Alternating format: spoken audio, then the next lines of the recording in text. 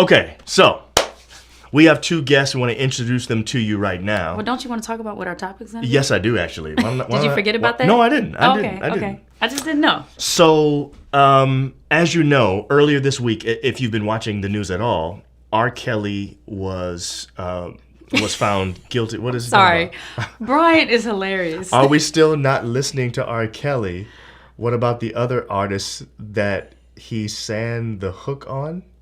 I haven't stepped in love about 2 to 3 years. Talking about stepping in the name of love? Right. Can I slide into love? Is that considered safe? That's a good question. In fact, we might talk a little bit. It's not one of the questions that we had planned, but we might talk a little bit about cancel culture and the fact that R. Kelly has been canceled for about 5 years now, and there may be other people that maybe we should cancel that aren't canceled, and the question is why. But do you think you should be canceling people? Do you like the idea of canceling people altogether? I am in support of canceling people sometimes. I think there are certain situations. Let's put it this way. I don't love cancel culture, but I definitely think that there are times when it is legitimate to cancel somebody. You need to be canceled at least for a little bit, or at least for some time until you get yourself together. Is that what you're saying? Maybe. You think people should be Courtney canceled says, for "Happy good? Hump Day, fam." What's up, Courtney? What up, Court? I do think there are some circumstances under which a person should be canceled for good once you find out some things. But anyway, that's not really what tonight's subject is. I'm surprised you said that. I don't know why you are. Hey, Raquel. So anyway, All right. we've got two people with us tonight that are going to help us to discuss this topic. And I want to bring them. Yes, I want to bring them on the screen right now. One you will see immediately. The other one I got to put in the screen. So let me change your name, D. Quick. See, he erased the whole thing and typed instead of just... See? D-Night. You know what I'm saying? And now I'm going to put her in. So, babe, why don't you introduce Nicole to us while I'm putting D into the screen? Yes, so can you scroll down here for me, though? Yes. First? You want to scroll up, you mean? Yes. So this is Nicole Fryson. She is, she's an attorney, and she works for Trans Perfect Legal Solutions. And Nicole Fryson is a wonderful person. I love her dearly. She's my sister. Okay? Yes. Sister by another mister, but she is my sister. And an excellent attorney. I'm so proud of her. She has really gone far in her career and is amazing at her job. So welcome, Nicole. Thank you so much for coming onto the show. She's our legal correspondent. She is our legal correspondent. Yes. On the episode tonight. Yes. And then we have Dr. D. Knight, who we love so much. I love your personality so much. We have worked with you a few times over the years. Yes. With marriage and family stuff or whatever. We've done some stuff together. That's been good, I think. I think you enjoyed it. Yes. Hopefully. We did. Hopefully you did. And yes, Dr. absolutely. D. Knight is a clinical psychologist, and she's going to really help us to look at the mental health side of this. So our mental health correspondent for this show. Yes, and we are so glad that you joined us tonight. And we love you and your family as well, and we're so glad that you are here. So let's get to the nitty-gritty right now. So, first of all, this question was not on the paper at all. I have to do this just to... I just want to know, just be honest. Did either of you listen to R. Kelly growing up? Yes, absolutely. Me too. What? Bump and grind? Y'all was talking about step in the name of love. What are you talking about? Bump and grind. Exactly. Mine was remixed to Ignition, Hot and Fresh Out the Kitchen. Okay. Like, we were in law school, I guess that was. But you talked about cancel culture. I know this is not one of the questions. I wanted to go down there. I go. wanted to say, because what do you do in a situation like this when, do you cancel people? Have you canceled R. Kelly? How long ago did it happen? Whatever. I stopped listening. My sisters will tell you, though, they get upset with me because they're like, who are we boycotting now? Because I'm quick to be like, no, we're not doing this. I'm not shopping at H&M. I'm not doing that. I'm not listening to R. Kelly. I'm just not doing it because I feel like I work hard for my money and I shouldn't support things that do not align with my values. And so I think that cancel culture has been used as a weapon against those of us that decide we don't want to put our money in those places. As opposed, they've made it sound like a bad thing, as opposed to being a choice that we're making with where I'm going to spend my hard-earned money and who I'm going to support and what I'm going to put my support behind. Well said. Well, what about you, Dia? Same thing? Yeah, what am I going to finance? So yes, where am I going to spend my money? But what am I going to finance? And from a very serious perspective, he was convicted of racketeering. And I'm sure that Nicole is going to get into that for us. But that means that the money we send him was financing this criminal enterprise that he was doing, right? And so that's what we have to think about when we think about, do we have to cancel their music? Okay, do you want to finance sex trafficking? That's the question you should be asking yourself.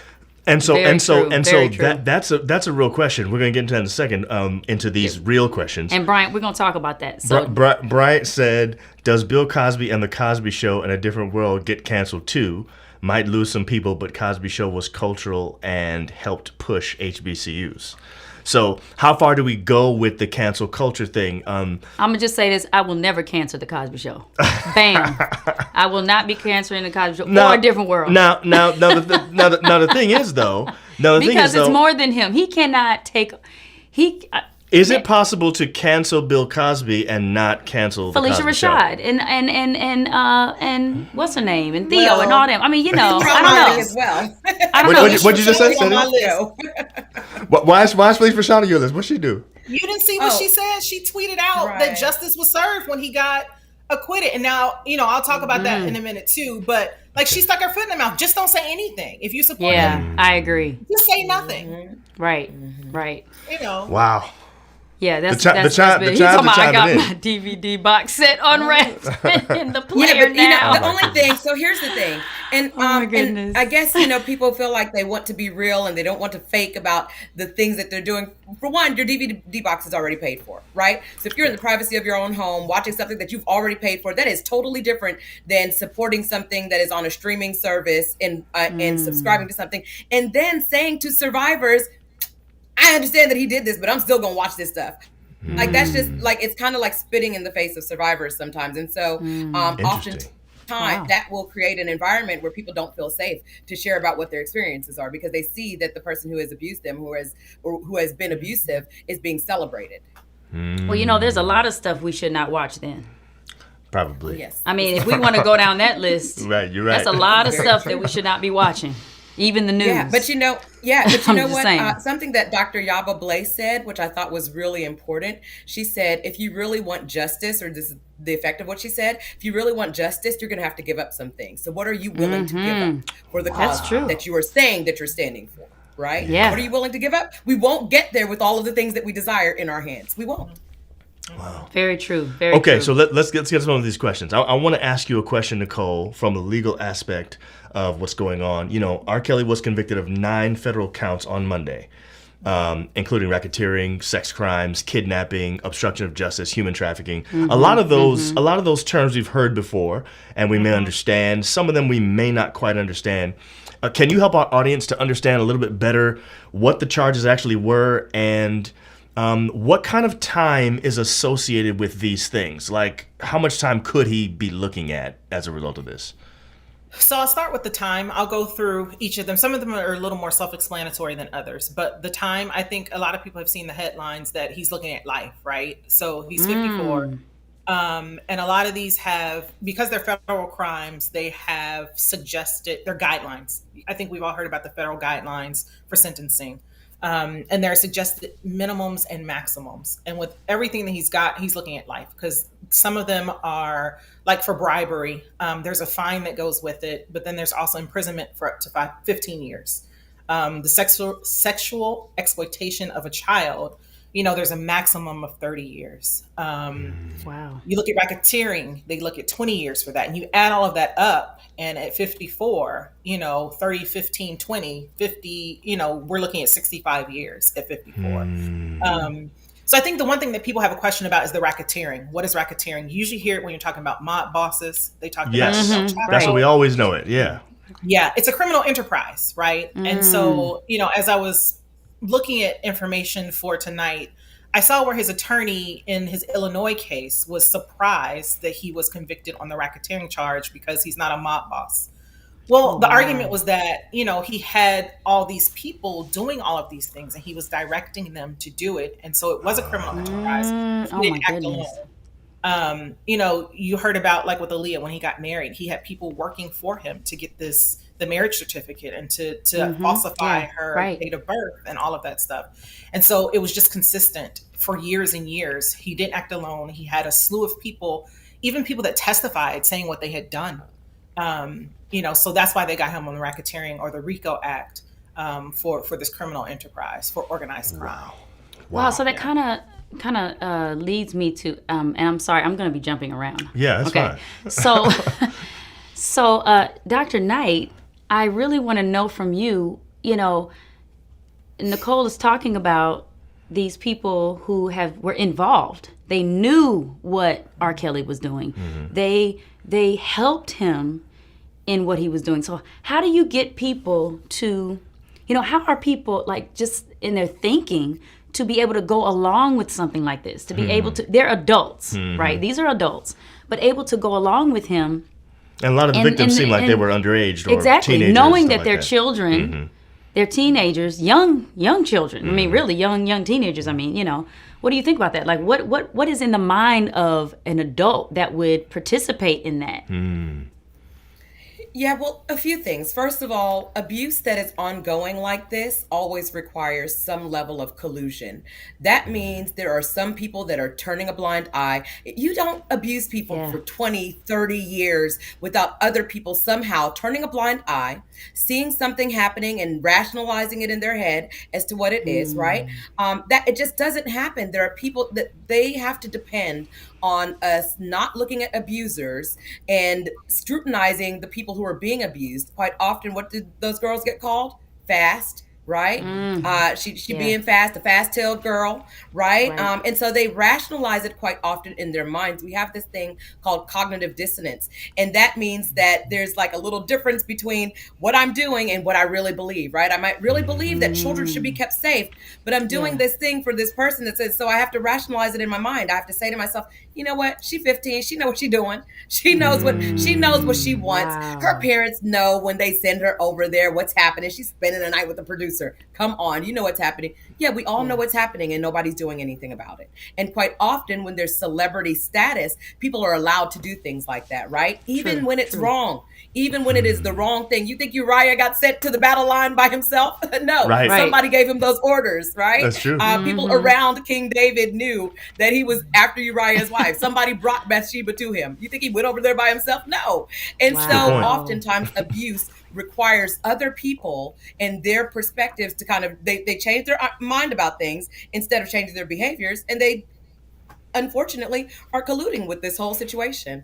And sometimes you feel like the celebrity status factors into it. It's like, maybe I'll get something out of this person. Maybe there's money involved. Maybe this could launch my daughter's career, whatever. I'm willing to accept a few things in order to get there. And we talked about that, how, you hear about athletes moving in with their coaches. You hear about, musicians moving in with their producers, all that kind of stuff. And it's like, how is that? They're strangers to you, basically. And you give your children over to these people to be raised, and sometimes it turns out great. And other times it doesn't. So it's just surprising that parents would be willing to do that. Yeah, and sometimes there's a culture surrounding it, right? That normalizes it to some degree, even if it's something that seems unsafe to the rest of us, right?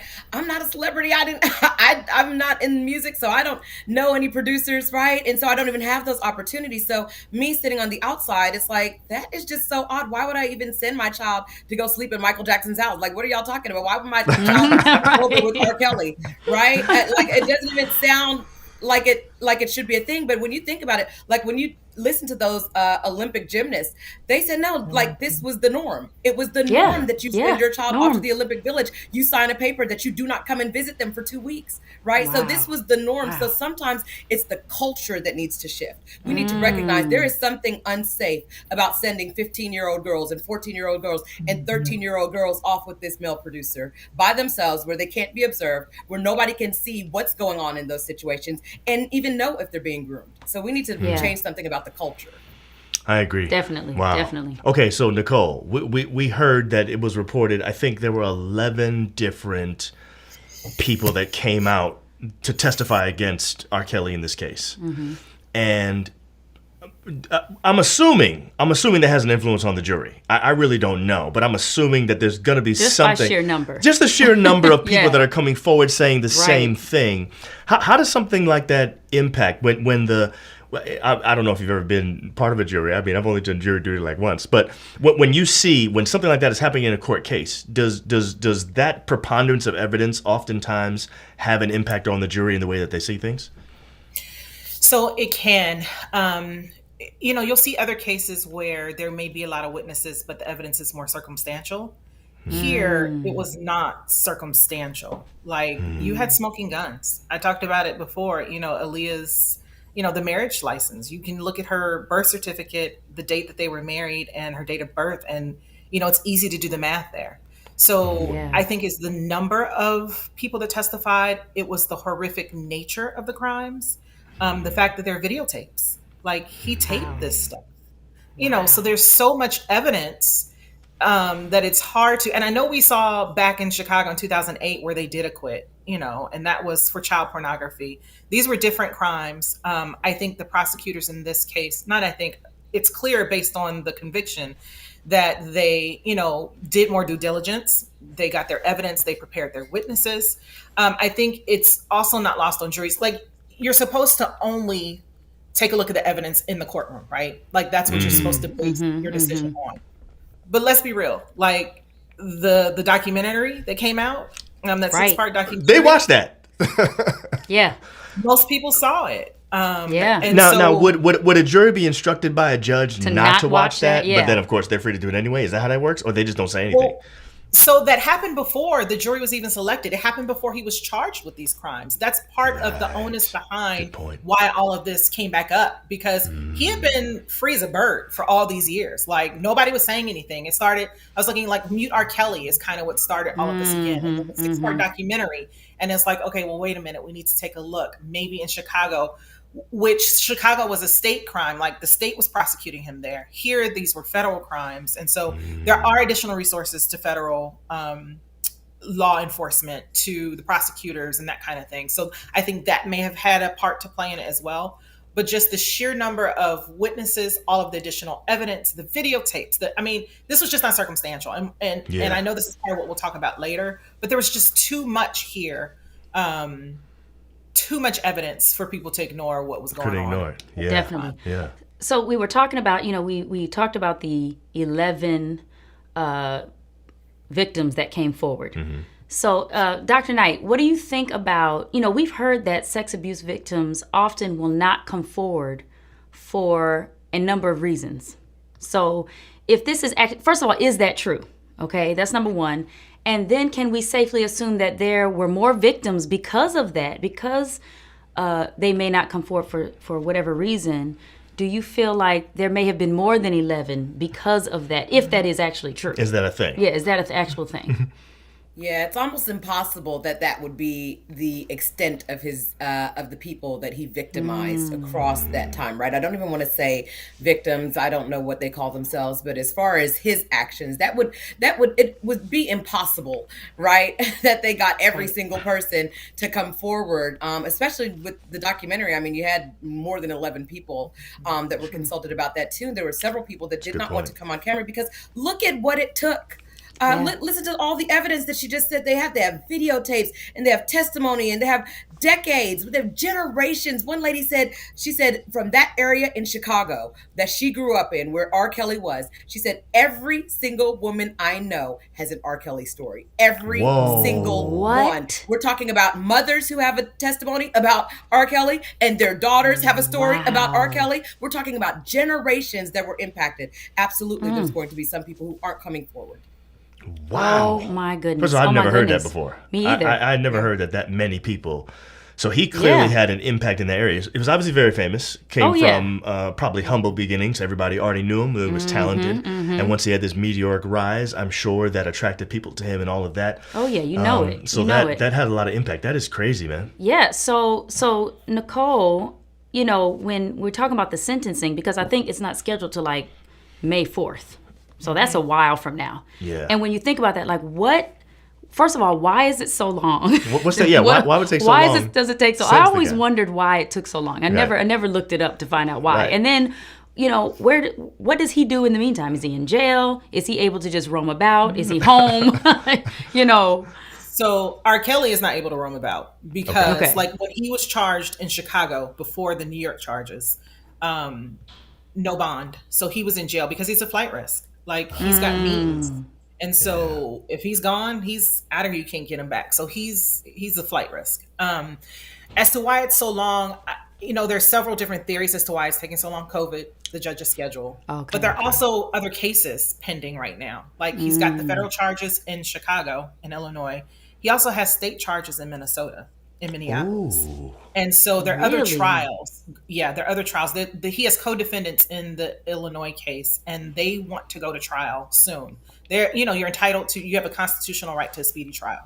And so for them to have to wait, that's one of the reasons that they think that they've pushed back the sentencing in New York, so he can go handle his business in these other jurisdictions where he's got these cases against him. But no, he's not just able to, he's a flight risk, a serious flight risk. And so he's locked up. Wow. That's crazy, man. That is very crazy. I had no idea. It's way bigger than we knew it was big, but this is way bigger than, and I will just say that just thinking of, we were talking about at the beginning about cancel culture and all that kind of stuff. I actually was done with R. Kelly, even though I did listen to some of his stuff when he did that whole what was it? Hip opera thing? The hip opera thing. That's when I came back, right? But when he did that, I Believe I Can Fly. Mm-hmm. I don't know if y'all know about that subliminal message he put in there, and you can hear it, and I can't say it on the show, but it's in there. Anyway, so I want to ask Dee some stuff about helping us to get a little bit into the mind of.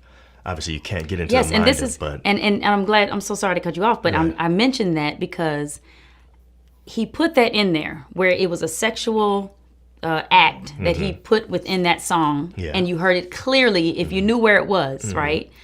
So I was done with him then because it was like, why would you put that in there? Something's wrong with you. Something is wrong with you because you felt like you had to put that there for what reason, and your song had nothing to do with that. It was supposed to be encouraging, a motivational song. So go ahead, because you're going into... He put a sexual sort of subliminal message into the thing. It wasn't subliminal. It was actually, wasn't it backmasked? It was backmasked, you play it backwards and it says something? No, it wasn't back. No. Oh. It was just a silent background. Like you hear him whispering? Where he said it. He whispered it. Okay. Anyway, so here's my question, Dee. I want to know more about the mind of a sex abuse victim. How might a person respond to being victimized and then not getting any justice? Like seeing that their abuser is able to keep living and thrive and all of that. And maybe people, come out against them or something, and nothing's really happening. What kind of toll would that take on? I'm sure it would take a tremendous toll on somebody's psyche. Does that kind of thing make victims more? And maybe I shouldn't use that word. Earlier, I heard you say maybe they don't refer to themselves as victims. Right. Maybe that's not even the right term to use. Right. But how would what would that do to someone in a situation like that? What kinds of things do we see in cases like that? Yes, and so I do try to say people who have experienced sexual abuse, just so that people have the right to say what, call themselves whatever they want to call themselves, whether they call themselves victims, whether they call themselves survivors. Quite honestly, I think most people who have experienced sexual abuse vacillate between the two of those things. Nobody is a full-time survivor and nobody is a full-time victim. And so it takes more words, but it gives people a little more justice with the language that we use. I agree. Yes, I do say people who have been sexual abused or experienced sexual abuse. When the person who has done wrong does not have any punishment or does not have any kind of recourse for their actions, it makes it less likely that people will come forward, right? Especially again, if you see the person who has done you this harm being celebrated, it makes it much more likely that you will blame yourself. We have this thing called rape culture, just the idea that we blame victims and people who have been victimized, right? We blame the individual who has received abuse, as opposed to putting the onus on the person who has caused the damage, the person who is actually doing the abusing.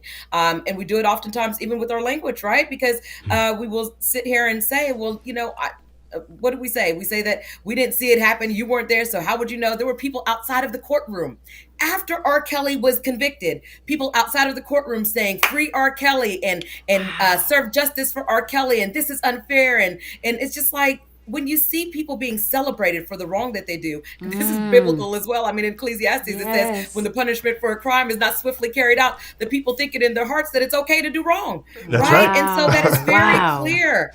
If we are not putting the punishment forth for wrong behaviors, we are sending the message that it is okay to do this wrong thing. And if it's okay to do this wrong thing, what are we telling the people who have survived this wrong thing? We're telling them that, and honestly, as human beings, we look for who to blame. When something bad happens, I would rather blame myself than have nobody to blame. Because that way, at least I can say, okay, I need to make sure I stay out of this situation the next time, right? When the reality is we need to put the onus on the person who is doing the abusing. It's very important.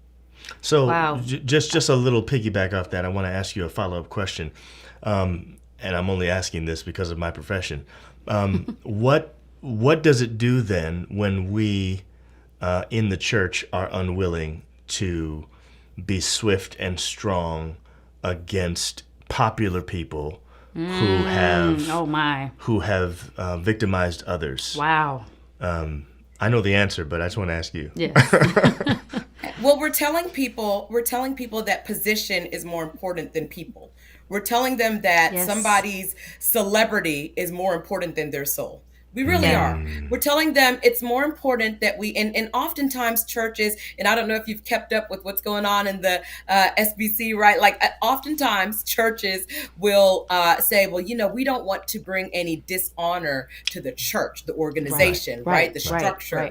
When the reality is the way that we treat those who have been marginalized, those who have been abused, those who have been harmed, right? The way we treat those individuals, that is really what shows whether or not we are a loving church, whether or not we are a loving body, whether or not we are trustworthy. That's according to Scripture.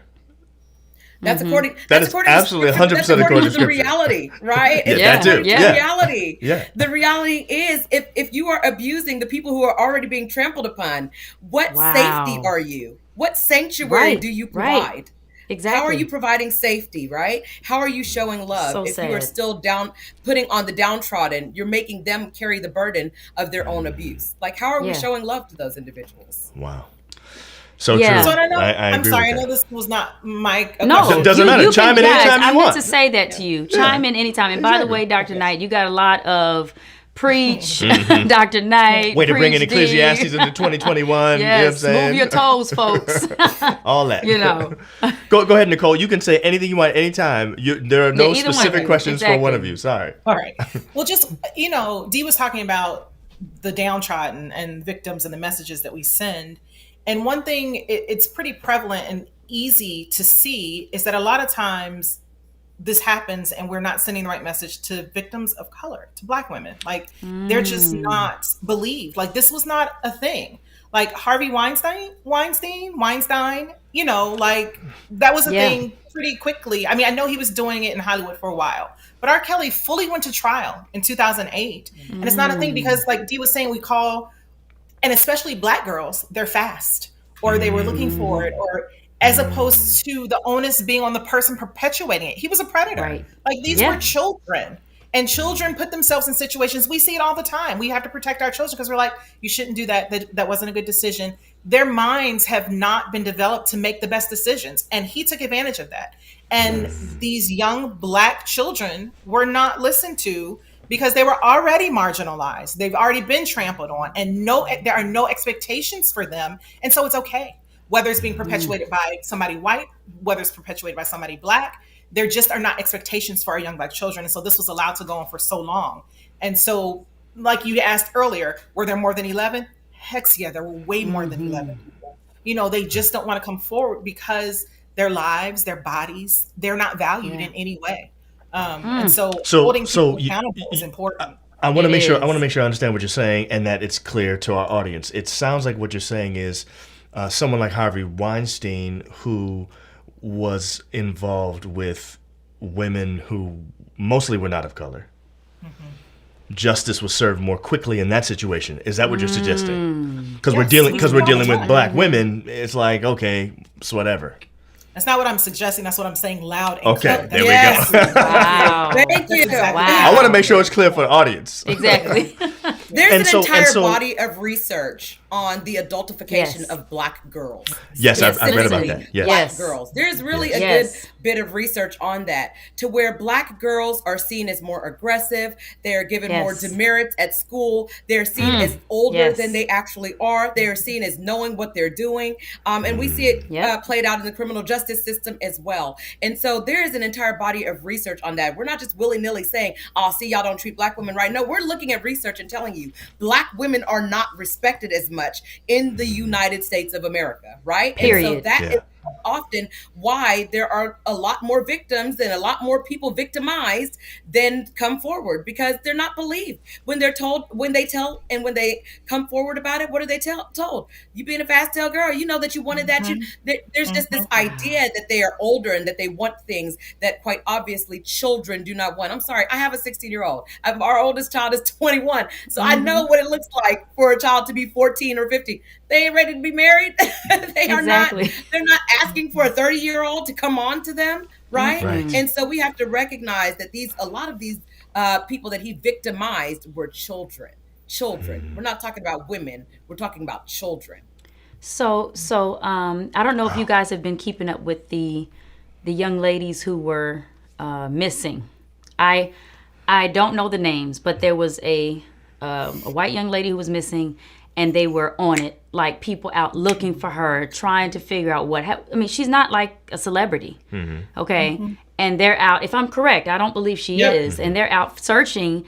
And on the news, they were just talking about how they'd had a list of black young women who had been missing. And not one person had mentioned them on the news. They had gotten no kind of, no search parties. Nobody's stopping anything. And so that just solidifies what you're saying. Even in that, missing children. And it's just so sad. And Amber was saying here, Nicole, your sister, that one of her former students was a victim to R. Kelly, and her parents tried to bring attention to it for years. Wow. I remember seeing that in Atlanta because she was in the house. Wow.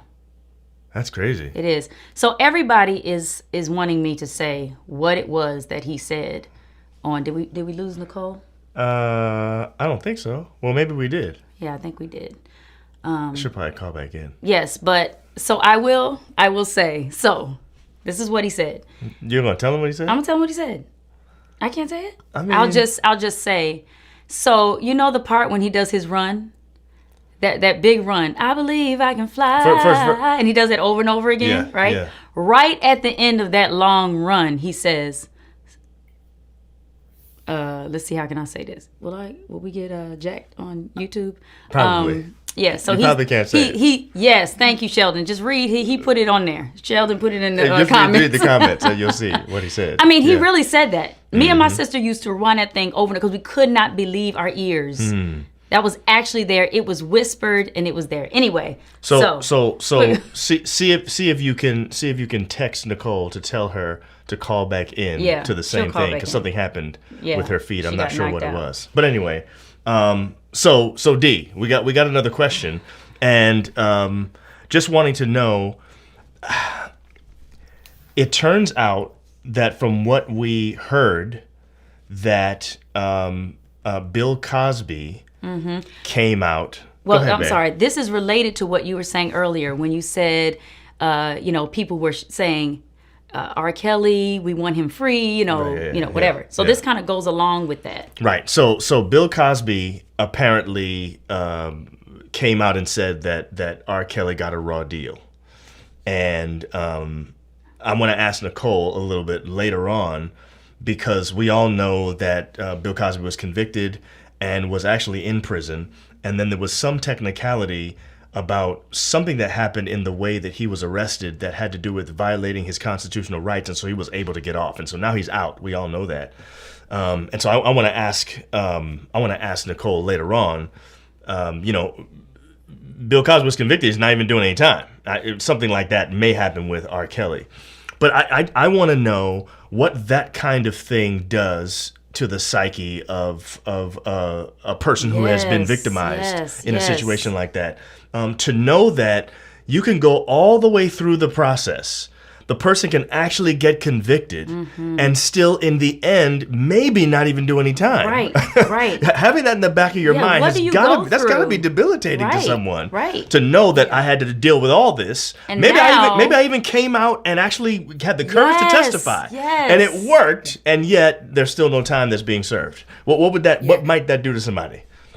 Well, just as much as you might imagine, and I'm actually going to speak to this from a perspective of some things that we might need to put in place, right? And this is why it's so important not to just do background checks. Wonderful if your organization does background checks. That is the bare minimum, that you do not hire people who have sexually abused others in the past, right? That's the bar is on the floor at that point. You're scraping the bottom of the barrel in that situation. Right. Yeah, at the bottom of the barrel, right? And actually, I will tell you, there are some organizations that I have heard of that decided not to do a background check because so many people were coming up with these criminal histories. Oh my goodness! Now they couldn't hire anybody. You're saying? I have to just stop you for a minute, guys. Chimes, you have to share right now. You have to share because people need to hear this great information right now. Yeah. This is this great stuff. Right. So go ahead and just share right now so that everybody can get a little taste of this. All right, okay, go keep ahead. going. And I'm talking about churches, by the way. I really am. I mean, I'm not going to mince words about that. Churches that didn't do background checks because they couldn't hire anybody. Because so many people were coming up with criminal histories. And so they stopped doing the background check. Are you kidding me? Background check is the bare minimum, okay? This is required by quote unquote the world. So if we ought to be doing something good, we ought to be doing a better job than that, right? So not only do we do background checks, because there might be some people like Bill Cosby who you go through that whole process and the person still does not get convicted. You have 50 something women who have come forward and said, this person did this to me, this person did this to me, this person did this to me. And the stories are all the same. They still don't get convicted. So background checks are not enough. What do we need to do? We need to have some policies in place that keep children safe, that keep the vulnerable safe, right? Simple things sometimes like, most sexual abuse occurs in one-on-one situations, one adult, one child. So make sure that you have observable situations. One of my children, when they were going to be baptized, the baptismal classes was supposed to be them and the youth pastor in some back room at the church. I said, absolutely not. We've taught our children that is not a safe environment. It has nothing to do with you. And the person raised their eyebrow like as if I thought they might abuse my child. I'm like, you might. How would I know?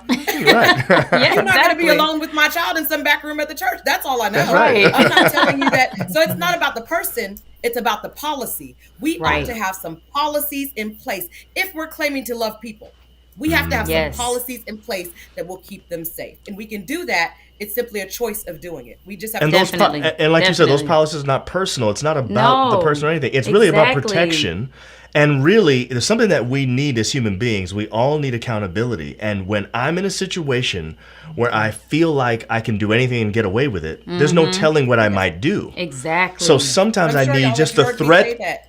Sometimes just the threat of knowing that somebody's going to know. It's a problem, right? Zimbardo still talks about that to this day. The guy who did the Stanford prison experiments, power without oversight is disastrous, right? We have people who we are giving power to, and there is no accountability attached to that power. You are giving a recipe for disaster. Does that mean that every single person will take that power and wield it in a wicked way? No, not necessarily, but we have enough research that also tells us that people who are in power, so let's just say celebrity, like R. Kelly, right? They tend to misinterpret regular things, regular interactions. They tend to misinterpret it as more sexualized than it actually was, that the person was actually coming on to them when they weren't, just from a little bit of power. And some of these things are as little bit as, hey, you're in charge of this meeting and you're in charge of distributing the cookies.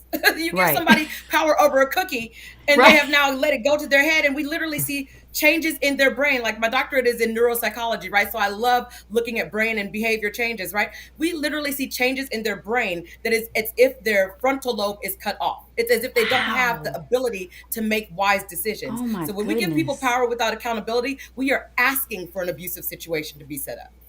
Wow. So what we're really saying is power without accountability actually has the ability to corrupt a person. That circumstance in and of itself may bring out something that might not have been there in the first place. You may be creating something just by putting someone in that position.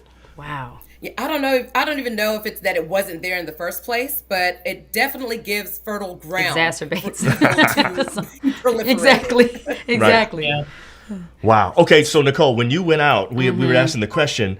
Bill Cosby was out there saying that R. Kelly got a raw deal and all that stuff, and of course we know Bill Cosby was convicted for aggravated indecent assault, and he was sentenced, but his sentence was vacated by the Supreme Court in Pennsylvania in June of 2021, this year, because apparently his constitutional rights were violated. What exactly happened there to make it so that Bill Cosby got off? And the question is there a possibility that this could happen, that the same thing will happen with R. Kelly, that he got sentenced, I mean, he got convicted, but then won't actually do any real time? So I'll start with what happened with Cosby and why his sentence was vacated. There was a constitutional violation. So it was self-incrimination. Fifth Amendment protects your right from being compelled to incriminate yourself, right? And so he admitted, and the way he was convicted, it wasn't just from the testimony, but there was an admission of guilt on his part in a deposition. And they used that to convict him. He didn't give the deposition, and so they promised him that he wouldn't be convicted. So he self-incriminated himself. There was self-incrimination based on a promise, right? So he may not have ever said that, and the evidence there was circumstantial. Now, I'm not opining on whether or not I think he did it. You're just telling us the law. But I'm telling you the law, how he got off, right? Right. So that's why it was vacated for procedurally. And that's why we have rules and processes, because we do have to protect people's, their due process rights, right? And so you can't just say you did it, I'm going to arrest you. You've got to read people Miranda rights. Like, there are protections that everybody is allowed, because that could have been one of us. Like, we see it with our Black boys all the time when the cops pull them over and they're not given due process, or when kids are kicked out of school without due process. Yes. So there are rules put in place to protect everybody. It can be abused. There are loopholes. It does create loopholes like we see with Cosby. But there was a violation there, and the judge ruled that there clearly was. Now, R. Kelly, I do not think, in my opinion, that it will be the same. One, because of the acts, what happened, how many there were. I'm not saying there weren't as many as with Cosby, but also the age of these women. Yes. Like, these were minors. Yes. And there were so many different minors. And I talked before about circumstantial evidence, and that's not what we're looking at here. Cosby's was circumstantial. There wasn't a smoking gun. The women were saying, he gave us a pill, I didn't, or I did, or I told them it was just a drink. It was consensual. It was a he said, she said. Not that it makes it better, because I know that happens a lot of times in cases of rape or sexual abuse. Right. But I'm just pointing out some of the differences here. Like, this is on tape. You've got the marriage certificate. You have all of this evidence. And they also got him on racketeering charges, which are different than the Cosby charges, right? So there's just a whole host of differences with this.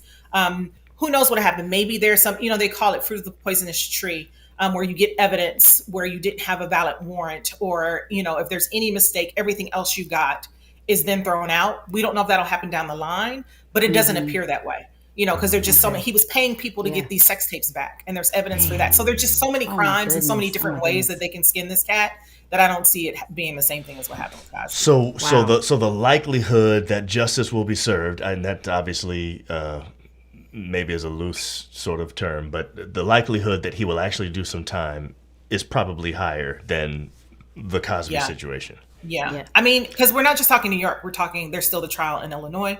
There's still the trial in Minnesota. There's just so much going on here that, the likelihood is high that he's going to serve a whole lot of time. Oh yeah. Okay. Oh, now before April I'm just asked, going to correct us really quickly and say, go ahead. because of the age of these girls, okay? Like, and y'all correct me too if I say it wrong, if I say the age of these women, right? Because we've said it a few times. It's the age of these girls, right? Yeah, it's the age of these girls. These girls, we got to remember that. So just the way we use language again, we got to. It's important. You're right. It really is. You're absolutely right. And this.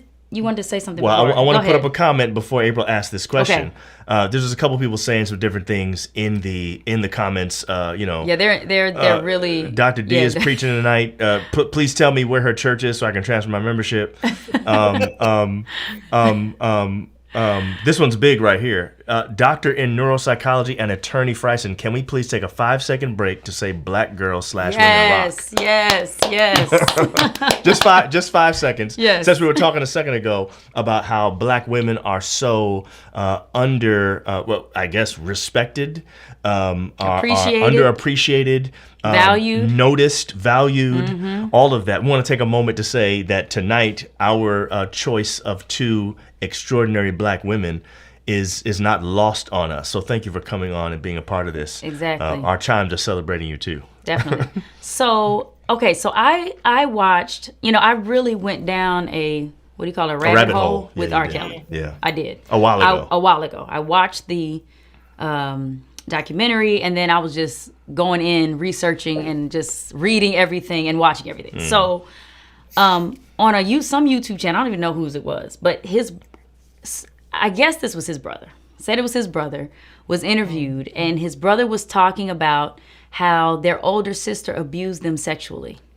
And that the mom, she worked late in the night, and that the sister was basically raising them. And that she would take R. Kelly, and the things that these girls said that he did to them, his sister did to him. That's what the brother said. That's what the brother said. And the brother said she did more to him than she did to the brother that was talking, that was being interviewed. And so my question is to you, Dee, when you hear about these stories about people who have been sexually abused as a child, and then they grow up and they end up doing the same thing, maybe even worse than what happened to them, what is it that makes someone repeat something that happened to them that was so negative, that they hated? I mean, the brother spoke about R. Kelly just really, crying and begging her not to do what she did. He would hide and hope that she wouldn't come home and all that kind of stuff. And I'm saying, why would you go and do the exact same thing, worse actually, than what happened to you when you knew how it did, and you knew how it did your emotions, your emotional side or your psyche? What makes a person do that? Yeah, so the first thing I want to say, and I want to acknowledge this very clearly and very openly, so that especially because I think that a lot of survivors of sexual abuse live with the fear that they might someday do something that was so heinous that happened to them, because here goes this normal seeming person that was celebrated by everyone and seemed to have such a good side, and yet they were doing this heinous thing behind other people's backs.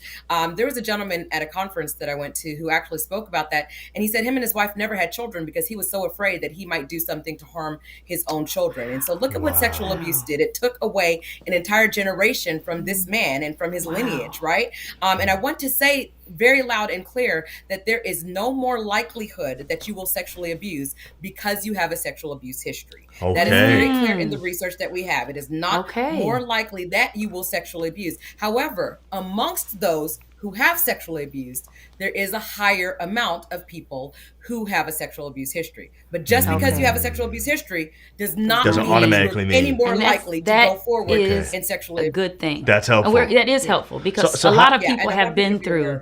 Yes. So, but how do we? Because I've heard, I'm listening to those stats and the way you're putting them, it almost feels like somebody could use the second stat that you gave to prove the thing that we think is a stereotype, which is, all these sexual abusers, the reason why they're like that is because they were abused themselves. Right. No. There's not a correlation. There's no correlation between the fact that you were sexually abused and that person going on to become abuser. That means that most people who are sexual abused do not go on to sexually abuse others, right?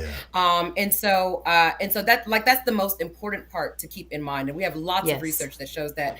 There's a site called Darkness to Light. It's d2l.org. They have all of the stats on that. So if anyone ever wants to look up that information, I'm a trained facilitator with them, and they have a lot of information free. It is out there, free, that they have made available. Is that D and the number 2 and the letter L? D, the number 2 and the letter L. D2L.org, and that's Darkness to Light. Yeah, Darkness to Light.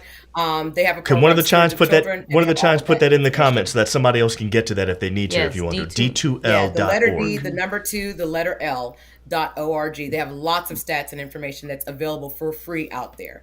Now, what was your question initially? I just wanted to make sure that.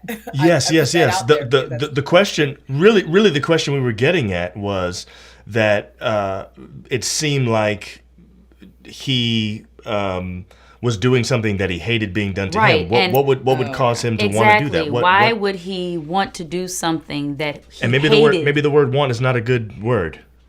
Why would he end up doing it? And maybe he didn't want it. You know, maybe it was. And we don't want to know specifically his mind. Just kind of. But just in general. You know. Yeah, and I can't tell you necessarily the mind of someone who abuses. However, I can tell you that it makes a lot of sense that you might want to take control in a situation where you did not have control previously. I can tell you that it makes a lot of sense. Now, that doesn't mean that people are going to go forward and take control over others and harm others, but quite often that's why you might see somebody, and that's why we got to be careful the things that we say about people and their actions when we don't know what's behind their actions. Right. But, and oftentimes what will people say about this fast tail girl or this girl? Oh, she's being a hoe, or, oh, she's being fast. Right. And meanwhile, this person perhaps is just taking control over their sexuality in a way that it was controlled previously. And now they're taking control over their sexuality. And rather than looking at this person, and rather than talking to this person, rather than investing in this person, now we've done called this person a hoe. We done called this person, and we called them all sorts of different names, right? As opposed to recognizing what might be going on, and might they be, and this is another thing, and I know the Christians ain't gonna like when I say this, but the reality is, you know what Sarah Jakes Roberts said? She said, there's always a place of comfort in the world. The church might not offer it, but there's always a place of comfort in the world. And what does she mean by that? I'm talking about the fact that sometimes people are seeking their own liberation, and rather than try to help them find a healthy way to be liberated, we pile on there some shame. We pile on there some wet finger wagging and, oh, you shouldn't be doing this. What do? We put people out of the church. We tell them, oh, you're not allowed to serve with a big old belly, right? Wow. Rather than looking to see what is going on with this individual, right? And then another point I want to make just really quickly is that, when Homeboy was saying he needs to transfer his membership, we ought to be talking about these things from the pulpit. We have to talk about these things from a place of power. And there is always a position of power in the pulpit. There's a power of the pulpit over the pew, right? We have to talk about these things from the pulpit. It is embarrassing the number of churches that I go to and speak at, and there are people in their 50s, 60s, 70s that come up to me afterwards and say they've never heard the word sexual abuse from the pulpit. They have never heard the word abortion. They've never heard someone talk about their rape, never heard it talked about. And they've been in the church for 60, 70 years. It's an embarrassment, and it's an indictment on our church. And the way we create safety for others is allowing that language to come from the pulpit, allowing space for stories that are real stories. You think we don't have pastors that have been raped? You think we don't have pastors that have had abortions? You think we don't have pastors that have been sexually abused? We have to make space for those stories. Yes. Part of making space for the stories, though, is holding the people in power within the church accountable for what they've done. Yes. And we don't do that. And until we start to hold them accountable, we can't start talking about it because just can't, because there's so much of it going on and being hidden. Yes. So in addition to talking about it, we have to hold the people in power that are actually doing these and perpetuating these things accountable for what they're doing. I agree. Wow. So we're wrapping up now. We only got a couple more questions that we want to ask you. I wanted to go back to something that we were talking about a little bit earlier, Nicole, because April and I were looking at some of this stuff, and we didn't know what something meant. There's a thing called the Mann Act, M-A-N-N Act, some kind of federal law against, I guess, sex trafficking. But we don't know exactly what that is. Yeah. Can you explain that, please? Yes. Yeah, what is the Mann Act? I'm assuming this is something that's supposed to help mitigate against sex trafficking. I'm assuming it has something to do with this case. But anyway, what is it? It is. but it's a whole other discussion in how it was born. If you really want to know about it, you can go down a rabbit hole, like I was saying before. Google it. It was also called the White Slave Act, right? Which is a whole other discussion because it was passed in 1910, and this is when everybody was going crazy, about white women with black men. If you read about the boxer Joe Johnson that got in trouble for having the white girlfriend, they used the Mann Act against him. So the definition, what it says in the law, and it's very vague, it criminalizes the transportation of any woman or girl for the purpose of prostitution or debauchery or for any other immoral purpose. So that whole any other immoral purpose was used against people back then. Now, it's not all bad, but when you put that much vague language into a statute and you call it the White Slave Act, like that's what they called it as it was passed in Congress. It goes back to the thing that we were saying about not valuing black women. And I know they used it against him here in this case, but the whole purpose of it was, protecting white women because they're so fragile. That's just America and white women and protection and their white tears. And, I could go on and on about that. That's what I'm saying. It's a whole nother conversation. Yeah. But the Mann Act is against sex trafficking, but it was born out of the protection of white women. Wow. We didn't even know that when we asked you that. No. We could have done a whole show on that. Exactly. That is a whole show on its own. You are so right. Oh, my goodness. Wow. Okay, so... Can I just say that really brings up, and I'm just going to say this really quickly, it brings up a very difficult position that those of us who are against the current prison industrial complex, right? Those of us who are against the current, it really puts us in a tough position because it's like, okay, yeah, we don't like prison, but that is the institution that R. Kelly belongs in, right? That is because that's the institution that we have available for him right now, right? And so it puts a lot of us in a tough position because we want to abolish some of these laws that we know are being used against black people, and we know are going to be used to pigeonhole black people into one little position, but at the same time, what other options do we have, especially when you wait decades and decades to bring justice, right? You see what happens when we wait so long to bring justice to a situation? So you're talking now, Dee, you're talking about a person who might have feelings against mass incarceration and maybe might have some issues with some of the tactics and things that were used in order to put R. Kelly behind bars. That's what you're saying. And not just to put him behind bars, just black people, period, right? So that's understandable. But the reality is he's committing crimes. What do we do with the people who are harming other people? We have to do something with those individuals, right? So, and if we wait so long, then prison is the right institution for this individual. So can we talk about that for a second? We started by talking about cancel culture. Can we just ask this question now? How do we, and to both of you, how do we as people of color who want to make sure that the prison system and the justice system is something that advantages us just like it does other people, that it would be something where we're innocent until proven guilty like normal people would be? How are we true to that? And at the same time, I guess what I'm really asking is, I don't know how to put this question, in a situation like this one, where we're tempted to say, because R. Kelly is a black man, that we should probably support his being freed because the justice system is used against him. Well, how does a black person deal with that? How do we stay where we're actually fighting for the justice system to do the right things and at the same time saying, you know what, this guy deserves to be in prison? Do you understand my question? Yeah, you're looking at, for me, it's looking at the crime, I'll say, right? Like they talk about crimes against people. So we look at the weed charges, right? And the drug charges and how all of the laws were written for black people, if we're honest. Because you look at the difference between crack. Crack is whack, like Whitney has said. It was cocaine. The difference between crack and cocaine, it's the same thing. Just one is more expensive than the other. So you're looking at the crimes. Are they against people? Am I harming people? crimes where you're harming yourself, where they're criminalize Black behavior. You look at the impact, like the disparate impact that the law has on people. And we can look and see the numbers, the percentages of Black people in jail and what they are in jail for. So like white collar criminals, they don't go to jail.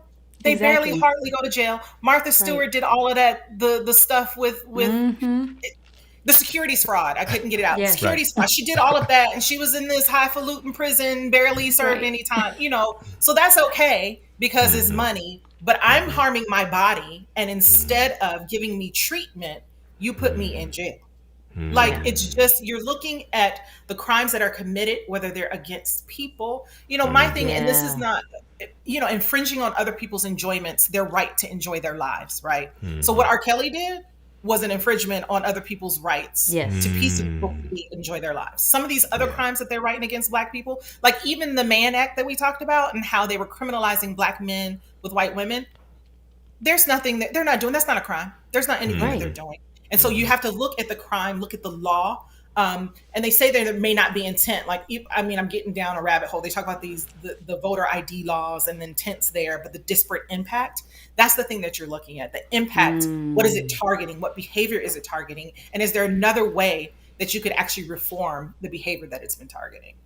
So we should not feel like we're being in any way traitors to our race if we are pro R. Kelly in prison.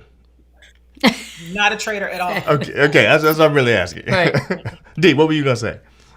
No, I was holding up my. She's from. Camera. Yeah, somebody said throw out the weed charges and make sexual abuse charges tougher. Exactly. Right. I mean, really. So, wow. It's time to end, babe. We could go longer. You guys are great. You guys are amazing. And we have learned so much, but we want you to give us one last good nugget before you go. So for D, what advice would you give? And we're not saying victims. A person who has experienced sexual abuse. Yes, a person who has experienced sexual abuse. I have to do better with that. What would you say? Can they be healed from this? Is this something that they can actually be healed and be able to go on with life afterwards? Yes. Yeah. And so I just want to be very honest about this word healed. Perhaps we should say healing. Yes, I believe in full, complete healing, right? But the reality is there are some wounds that we experience that we might be healing from for the rest of our lives, or it might have some scars that we have for the rest of our lives. I have a scar on my leg right now from when I was cut. I was, I think, 15 years old. And oh my goodness, that was 26 years ago.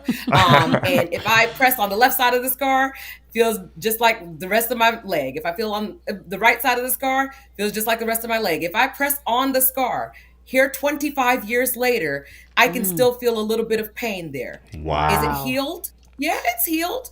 Am I still probably healing to some degree because that's just what our bodies are constantly doing till the day that we die? Absolutely. But if something presses up on it, I might still have a reaction, right? Wow. And that is the way that it is quite often with trauma. Is there healing for trauma? Absolutely. Am I saying that you're going to have a gaping wound forever?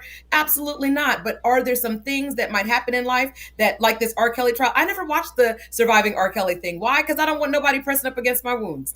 I don't need to watch anything else that we already saw the man peeing on people, decades ago. Right. Why do I need to watch anything else, right? Exactly. And so I have to protect the areas of my life that are a little more sensitive. And I might have to do that for the rest of my life on this part of my leg where I'm just not going to press on it, which I'm doing right now as I'm talking about it. For some reason, it's causing pain, right? So that, I just want to say that, yes, there is healing. Healing is possible. If you have been victimized by someone else, first of all, you are believed, you are valued, you are treasured, you are loved. You do not have to blame yourself. You are not to blame at all. I want to say that it is an adult's job to keep children safe from sexual abuse. Yes. Somebody in a group that I was in earlier was like, are y'all talking to your kids about sex trafficking? And I was like, absolutely not. My husband and I don't hush topics around our children, so we will talk about it. And if they have questions and when they have questions, we answer it. but I'm not teaching them explicitly about sex trafficking because it's my job to make sure there are policies in place. It is my job to make sure that if I'm dropping them at somebody's house, that I've talked to the adults and found out who's going to be watching the children. Are y'all all planning on sleeping? No, well, my children aren't sleeping over, so that all the children can get together and do things that are inappropriate because children don't have frontal lobes yet. Absolutely not, right? It's my job. It is my job as an adult to keep my children safe from sexual abuse. Child-on-child sexual abuse is the #1 fastest growing type of sexual abuse. We have to keep a watch to make sure that these things are not happening. And so those are the things that I would say.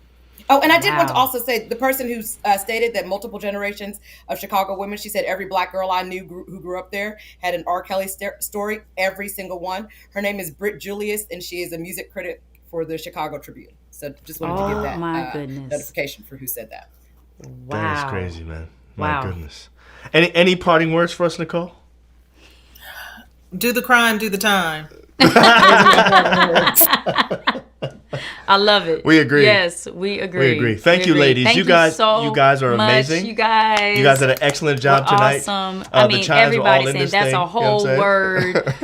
Speak on it. You guys are. Vote for Nicole and D.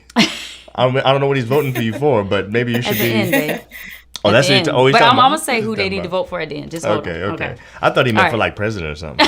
I didn't know. That could be. I just want to say, Nicole, I'm probably going to connect with you later. I went to school with your sisters, I believe. Amber was in my husband's class, and Elise was in my class. Yeah. So very nice to meet you. I didn't realize that. I didn't know you were in Elise's class, I didn't either.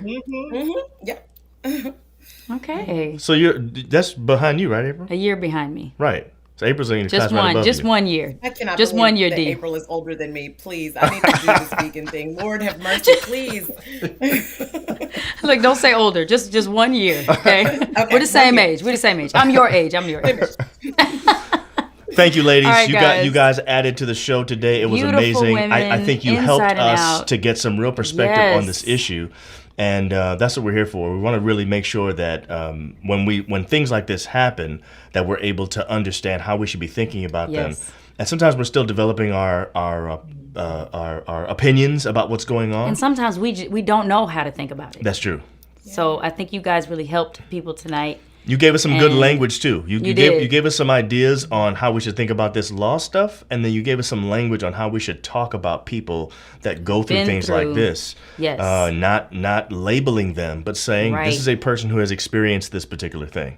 So all of that was helpful tonight. Not talk about, but listen. That's the main thing that we can do. Listen to people. If we would just bite our tongues and be quiet, that provides so much safe space for people. If we would just be quiet and not have something to say. Wow. And the most therapeutic moments of my life happened when I was invited to share some of the worst things that happened to me, and it was met with silence. And that was exactly what was needed. You don't have the words to match somebody's trauma. Yeah. Just be quiet. Yeah. Because we're always trying to fix people. We are. All the time. Mm-hmm. Sometimes we need to just listen. You're right. Yeah.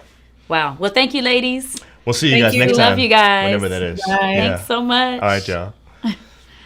Well, I enjoyed that thoroughly. That was amazing. Really good. I'm going to tell you right now. That was really good. I learned a bunch of stuff tonight. And I learned things that I didn't think I was going to learn about. We had questions beforehand, and I thought, I'm going to learn something about this, and we did. But there was stuff that we learned tonight that I wasn't. And I think I need to look back on I need to look now at what I need to be canceling.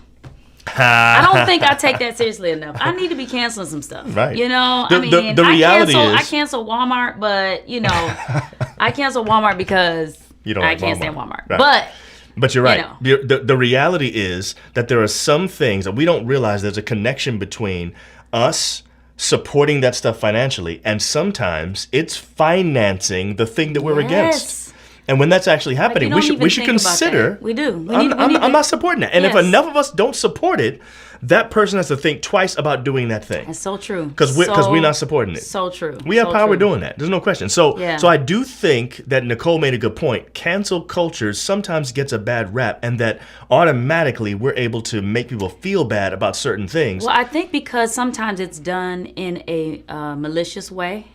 In certain instances, or sometimes it's done sort of haphazardly, where it's like sometimes we don't even know all the story yet, and we just sometimes it's just I don't like you, But anyway, that's another topic. It is a different topic. I love you too, Amber. But the point is, they did a great job tonight. And so, what do you want to say to the people about who? Well, I was just gonna say, that you should vote for the black women, and I'm the black woman that's sitting goodness. right here. So go on and Team April.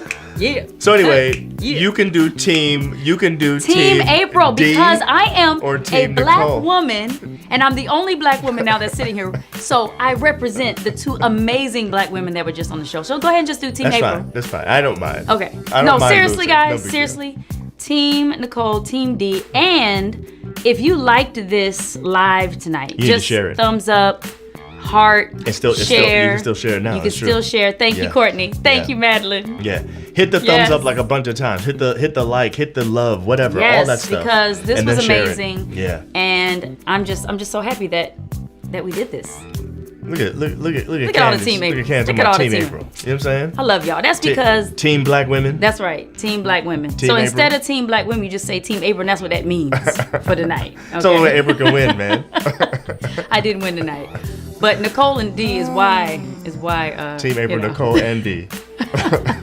Thanks, sissy. That is fine. I do not All right, mind at y'all. all. I do not mind know you losing to don't, my babe. I know beautiful you wife. don't. You know what I'm saying? Guys, All we'll be right, guys. back again on Friday, of course. Good with our topic on podcast Friday. So episode. you need Yes. to come on and join Look us. at there. O'Brien talking about Team John. I meant April. Exactly. John Thank you, Stephen O'Brien. Nixon, don't give in. Fight for your votes. Nah, man, not tonight. You know what I'm saying? My I'm not Primo fighting always tonight. got to be fighting for John. I need Team Primo. Nicole, you know what I'm saying? D, April, yes, awesome.